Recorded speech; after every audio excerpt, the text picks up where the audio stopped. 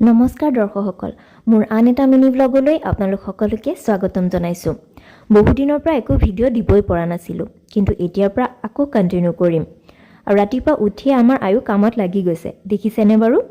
বহুদিনৰ পৰা মুখখনৰো একো যত্ন লোৱা নাছিলোঁ। আজি ভাবিলোঁ অকণ লওঁ, গতিকে ঘৰতে পিঠাগুড়ি আৰু কফিৰে এনেকৈ স্ক্ৰাব এটা তৈয়াৰ কৰি ল'লোঁ। স্ক্ৰাবটো কিন্তু সঁচাকৈ খুবেই ইফেক্টিভ আছিল। মুখখনত এনেদৰে 5 মিনিটমান মাছাজ কৰাৰ পিছত ভালকৈ ধুই ল'লোঁ। তাৰপিছত বেচনৰ এটা ফেচ পেক বনাই ল'লোঁ আৰু পেকটো মুখত ধুনীয়াকৈ সানি ল'লোঁ। আৰু আপোনালোকেতো জানেই যে বেচন আমাৰ ছালৰ কাৰণে কিমান উপযোগী। প্ৰায় 15 মিনিটমান পেকটো এনেকৈ ৰখাৰ পিছত ধুনীয়াকৈ শুকাই গ'ল আৰু এতিয়া ধুই পেলাই মই আপোনালোকক দেখাম ইয়াৰ ৰিজাল্ট। বাহিৰলৈ পোহৰলৈ আহি মই ভালকৈ আপোনালোকক দেখাইছোঁ কিমান ধুনীয়া এটা গ্ল' আহিছে, দেখিছেনে? আৰু ছালখন যে চুইয়ে ভাল লাগিছে। আপোনালোকেও ঘৰতে এনেদৰে ছালৰ যত্ন ল'ব পাৰে। মই ইয়াত